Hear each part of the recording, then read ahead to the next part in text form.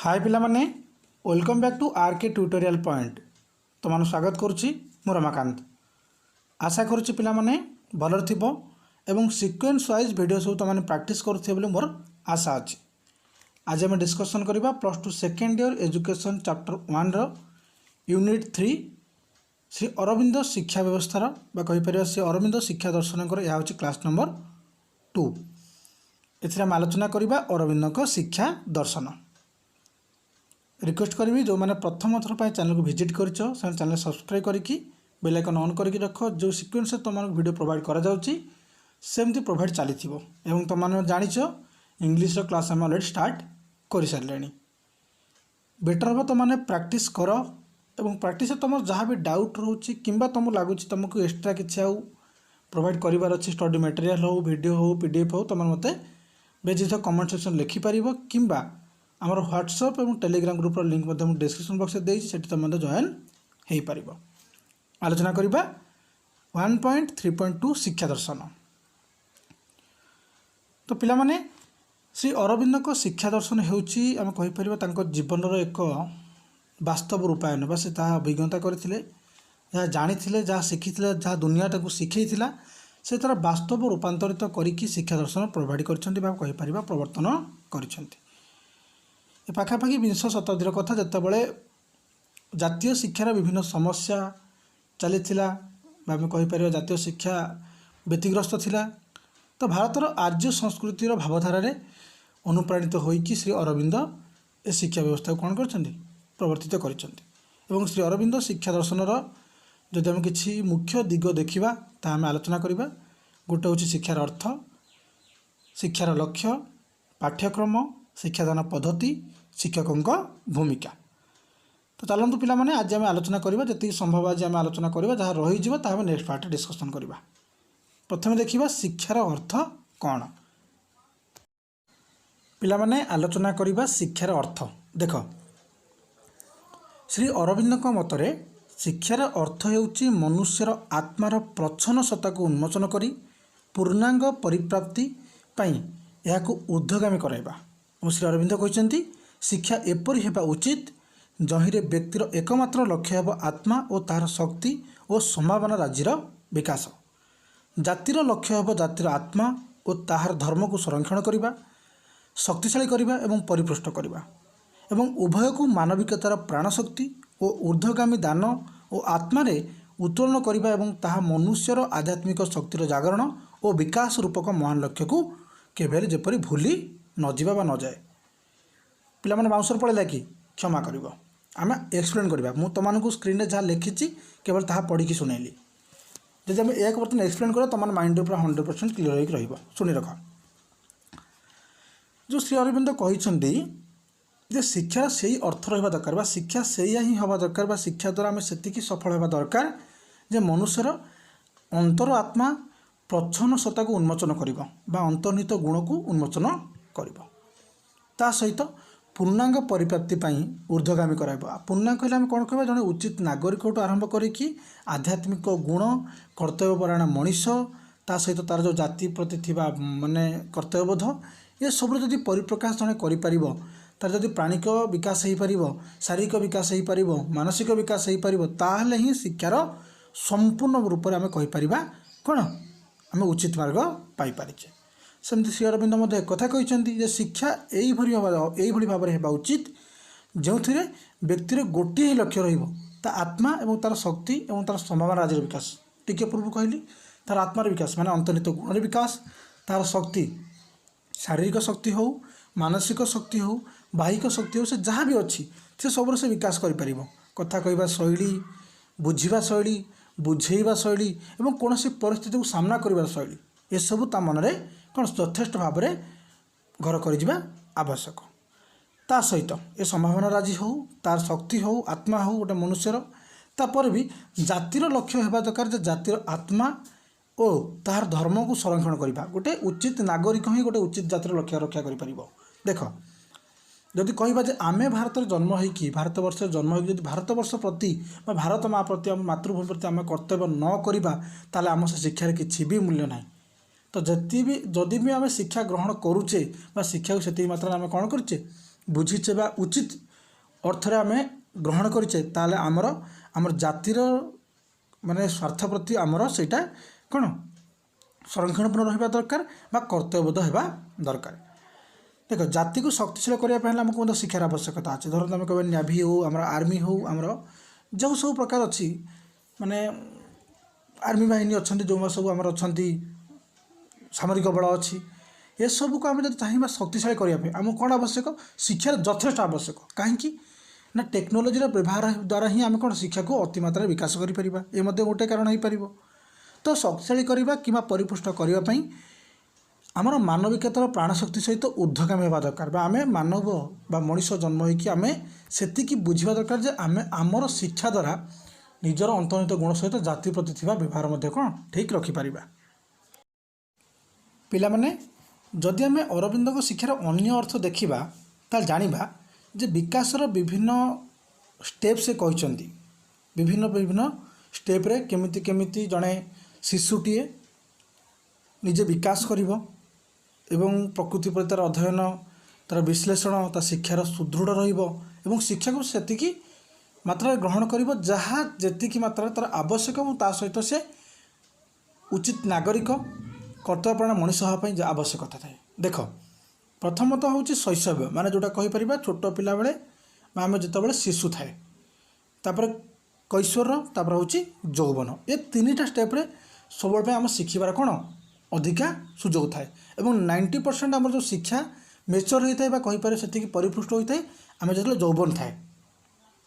तो शिक्षार्थीर ये जो शिक्षार जो बेस अच्छी जो भित्तिभूमि अच्छी जब चाहिए आम 100% बेस्ट करने यौवन समय निहायती भाव एक मुख्य अंग अटे एवं मनुष्यर गोटे मनुष्यर मनर जो प्रकृति अध्ययन थाए एवं विश्लेषणता थाए शिक्षार जो भित्तिभूमि थाए ताहा से समय आसिक संपूर्ण रूप से कौन शेष हो जाए।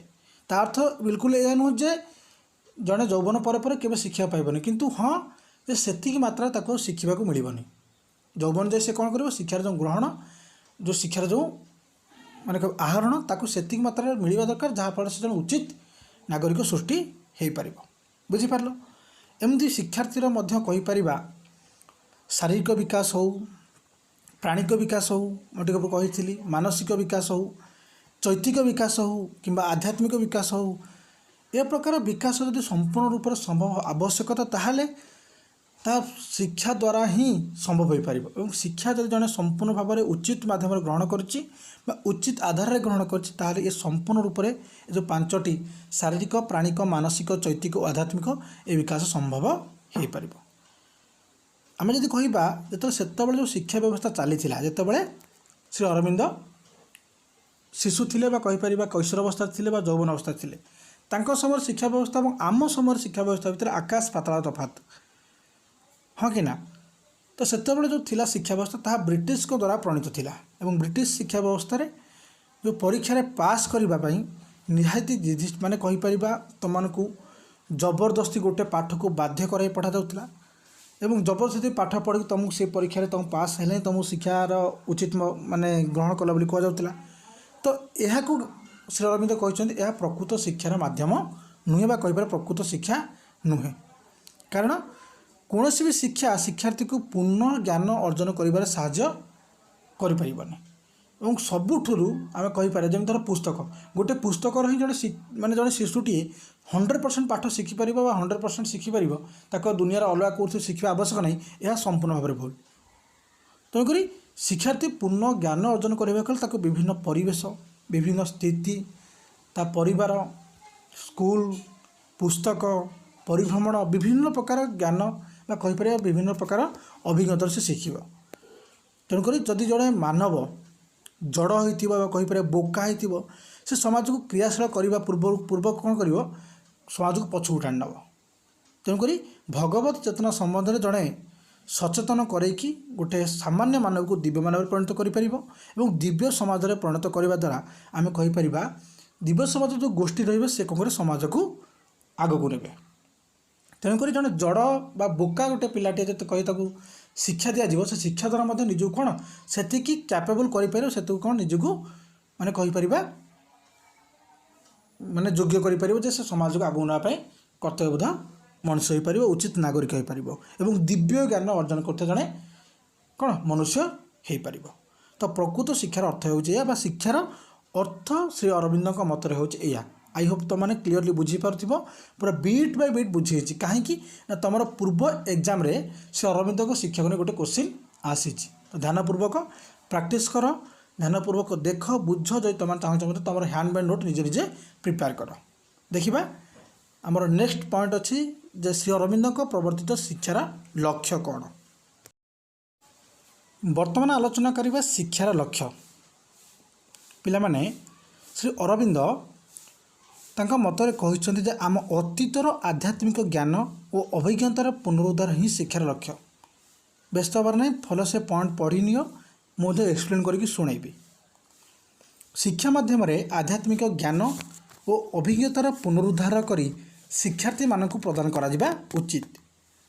श्री अरविंद कहते पूर्णता प्राप्ति ही मनुष्यर चरम लक्ष्य होगा उचित। श्रीमां मतरे सफलता नुहे पूर्णता ही आमर लक्ष्य। मनुष्यर आकांक्षा पूर्ण करने बा कौनसी विषय सफलता हासिल करने जीवन पूर्णता नुहे। शिक्षा द्वारा मनुष्यर बाह्य विकास सहित आभ्यंतरण विकास होगा उचित। पिला माने आम एक्सप्लेन करवा।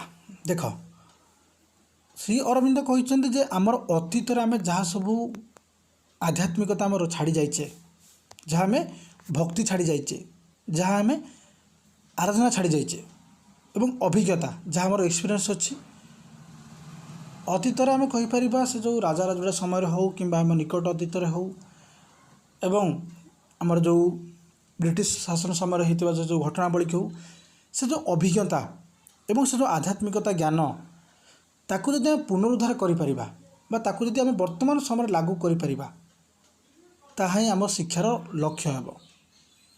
एवं शिक्षा माध्यम आम आध्यात्मिक ज्ञान और अभिज्ञतार पुनरुद्धार कर शिक्षार्थी मानक प्रदान करा उचित। और ये श्री अरविंद कहते शिक्षा द्वारा आम कौन करवा ना जो आम अतीतर जो आध्यात्मिकता ज्ञान था, जो स्पिरिचुआलिटी आम रखी जो आम ट्रेडिशन थिला, जहाँ प्रथा परंपरा थिला, से सब को आम पुनरुद्धार करवा और आमर अभिज्ञता जो अतीतर घटी घटनावली से कहीपर प्राक ऐतिहासिक कालू आद्य इतिहास हो, ऐतिहासिक हो, मॉडर्न हो कि मेडिभल हो, एनिसेंट हिस्ट्री ये सब जो आम अभिज्ञता आम पाइचे बहुत विभिन्न प्रकार आम कहीपर महाराज हूँ कि राजा राजुड़ा हूँ जे जन्म नहीं बहुत बड़ बड़ योद्धा सन्थ जन्म नहीं तो तांकर जो ज्ञान को तांकर जो अभिज्ञता यदि आम निजे वर्तमान सुधा समय ताको बाहर करिकी शिक्षार्थी मानक प्रवर्तित करिपरिबा ताहाले एटी श्री अरविंद मतरे शिक्षार्थी जड़े उचित नागरिक और कर्तव्यपरायण मनुष्य सृष्टि